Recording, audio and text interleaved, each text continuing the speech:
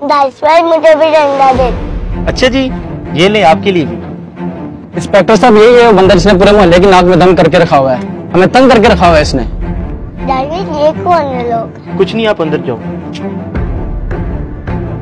हाँ भाई, क्या मसला है तुम्हारा? क्यों तंग किया मैं लोगों को? इंस्पेक्टर साहब ये तो आप इनसे ही पूछें कि मैंने इनको क्या तंग किया हुआ है। हाँ जी बताइए, मैंने आपको क्या कहा है भाई?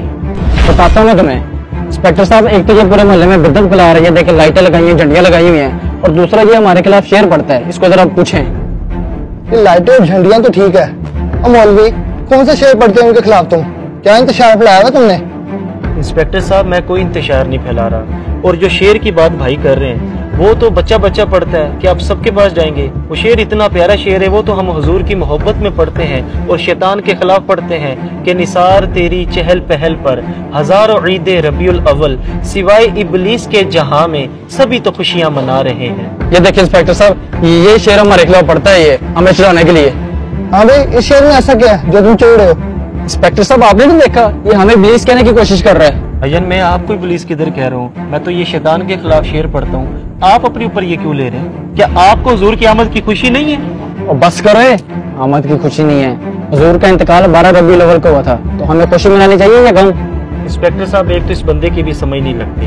हमारे खानदान में जब कोई फोत हो जाता है, हम 10वां करवाएं या 40वां करवाएं, ये तब भी हमें तंग करता है कि इस्लाम में तो सोग 3 दिन का होता है, आप लोग ये 10वां 40वां क्यों करवा रहे हो? हालांकि हम ये 10वां 40वां सोग के लिए नहीं करते, हम तो मैयत के साले स्वाब के लिए करते हैं, लेकिन बकौल इन जनाब के कि आप लोग गम मना रहे हैं। अब इसी में अब सवाल करता हूँ कि जब हुजूर की बारी आई है तब इसे गम क्यों याद आ गया? हुजूर को तो दुनिया से पर्दा किए सदियां गुजर गई है, अब कौन सा गम मना रहे हो? अब तुम्हारा वो फतवा किधर गया? अच्छा तो ये बताओ, ये जो झंडियां लगाई हुई हैं, लाइटें लगाई हुई हैं, ये इतना पैसा इस पे जाया किया, किसी गरीब की मदद नहीं कर सकते थे? अच्छा तो इससे भी मसला है आपको? ये बताएं आपके पास मोबाइल कौन सा है? मेरे पास iPhone 14 है। क्यों? देखिए इंस्पेक्टर साहब, 3.5 लाख वाला मोबाइल है इनके पास, 50,000 वाला भी तो आप मोबाइल ले सकते थे, बाकी पैसे किसी गरीब को दे देते, तब गरीब नहीं याद आया आपको?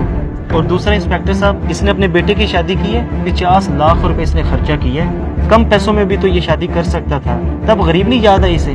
हालांकि हदीस पाक में ये है कि बेहतरीन निकाह वो है जो कम खर्च पर हो, सिर्फ मिलाद पर ही इसे ये वसवसे आते हैं। और ये जो कह रहे हैं ना, ये फजूल खर्चियां किसी गरीब की मदद कर देते हैं, जब ये सलाब आता है ना तो लाखों रुपया हमने जमा करवाया। अल्हम्दुलिल्लाह हमें गरीबों का एहसास है, हम हुजूर का मिलाद भी मनाते हैं और गरीबों की मदद भी करते हैं।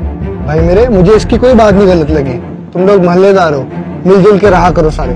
मेरे भाई ये नफरतें खत्म करो, आए मिलके गरीबों की भी मदद करते हैं और सरकार का मिलाद भी मनाते हैं। भाईजान, आपकी बातें मेरे दिल पे असर कर गई हैं, हमें बिल्कुल हुजूर की आमद की खुशी मनानी चाहिए, आए मिल के मनाते हैं। ये हुई ना बात, आए मिल के मिलाद मनाते हैं।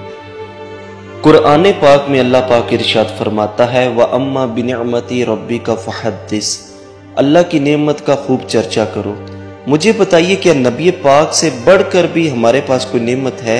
नहीं, हरगिज नहीं। इसलिए हमें चाहिए कि आपस के इख्तलाफात को ख़त्म करके हजूर की आमद की खुशी खुले दिल से मनानी चाहिए। अगर आपको हमारा ये मैसेज पसंद आया तो इसे ज़रूर बिल ज़रूर शेयर कीजिए और हमारे पेज को फॉलो करना मत भूलिए। शुक्रिया।